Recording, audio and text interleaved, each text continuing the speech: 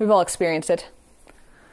Weird computer audio glitches. Hello everyone and welcome to the 11th. I can hear myself somewhere. Whether you've been on a live stream or a video call, or maybe a live stream video call. I'm going to find out who it is. Hang on a minute. I'm going to mute you all one at a time. It might be feedback or unwanted sounds coming in unexpectedly. Sion, have you fixed yourself? Sion? No, sorry, bit loony. But today we've got this. No, he's not. Whatever the issue and whatever the scenario, there's a solution. Mix minus. But what is mix minus?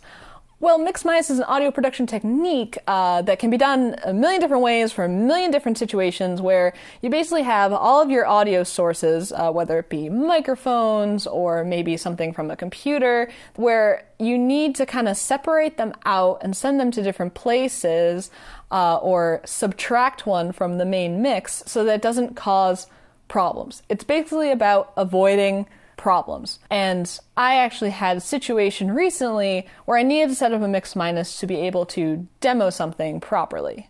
If you follow Adafruit's weekly show and tell show, you know that sometimes I go on from time to time. And right now I'm working on a MIDI project. Can you play something yet, or? So I can, but I can't get the audio through. Yeah, because it's in the computer, yeah. But to fully demo a MIDI project, you kind of need computer audio to be involved. However, if you have a very simple setup where you're maybe just using your webcam mic because you're lazy, and then your computer audio has everyone else's audio in it because you're listening to your MIDI and your and then the people on the other side of the call through your headphones, you can't really do that because if you were to send your computer's audio output to be an input, it would cause a feedback loop because they're sending the same signal, and what happens when audio signals collide, they feed back. They explode sonically.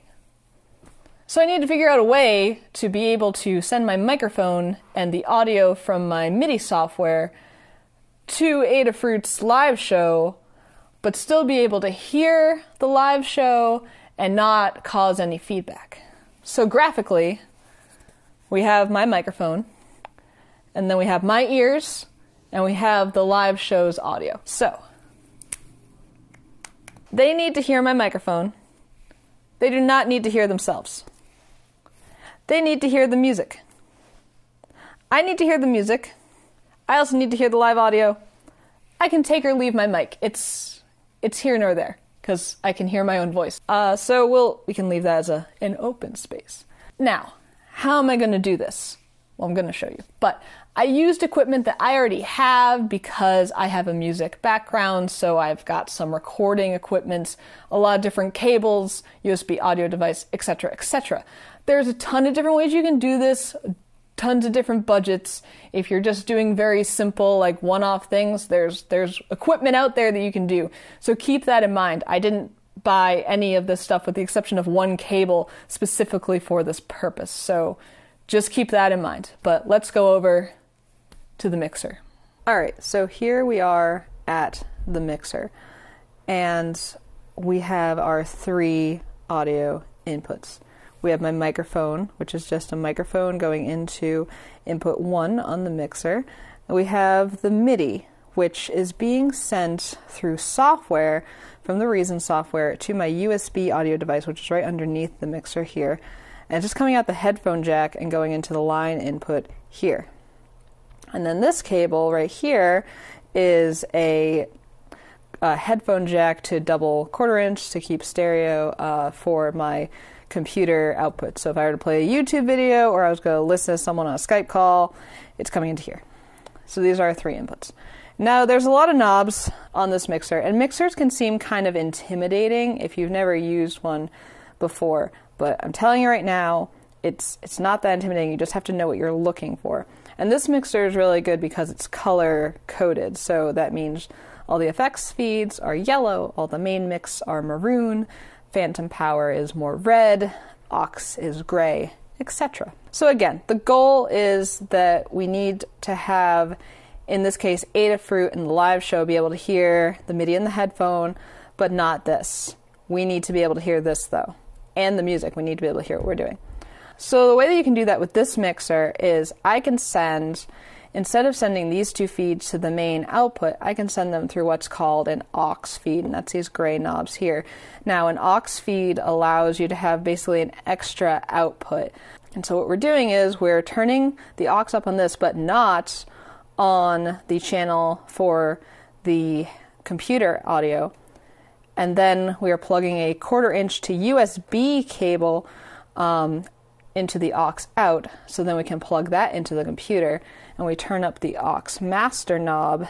That means now we basically have created a new audio input for our computer that we can then select as a main audio input in StreamYard or Google Hangouts, etc. And it's taking in these two feeds only, which is very nice. Now, how are you going to be able to hear the computer audio?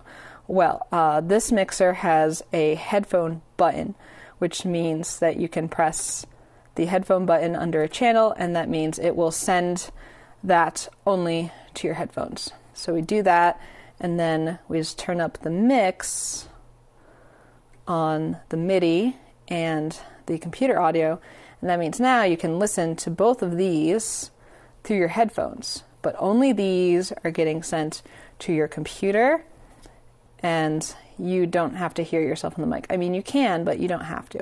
And that is how you can set up a mix minus. It's literally just the act of sending different feeds to different places. There's still a main mix happening, but it's not getting sent to the computer because it doesn't need to. And I will link this cable down below.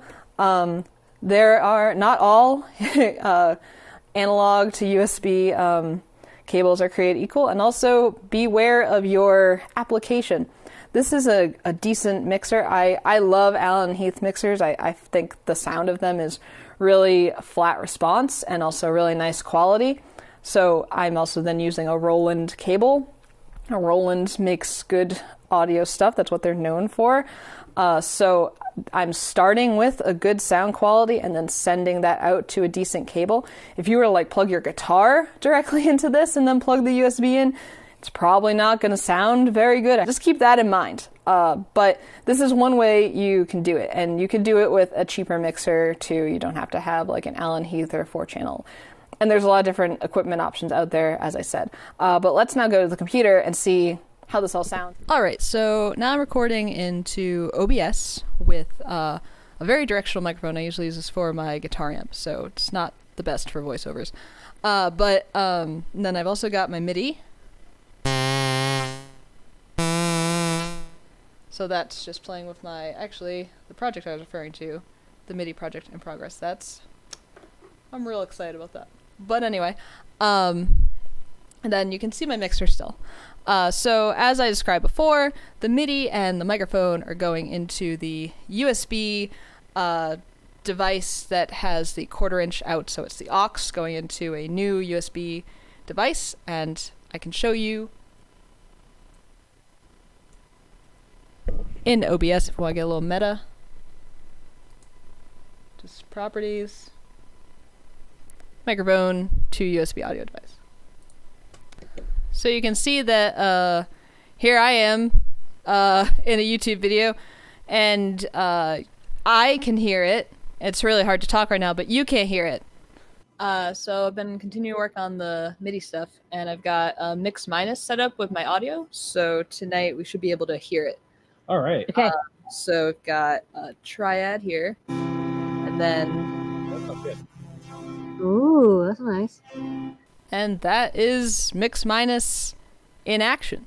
It's really helpful if you're going to be doing like more intense audio stuff, or like in this this thing where I'm like having to bring in computer audio to a live stream, but I don't want to send their audio back to them and cause feedback. So yeah, that's one way to do it. And there's a bunch of other different ways, but it's a pretty cool concept in the world of audio production that I think you can find to be helpful in your own applications. That's going to do it for this video. If you liked it, toss me a thumbs up. leave any questions or comments down below. I'll link some equipment and also the Adafruit show and tell that I did where this was going, so you can see it does work in a live situation as well. And yeah, thank you for watching. Consider subscribing more content like this, and until next time, this has been Blitz City DIY.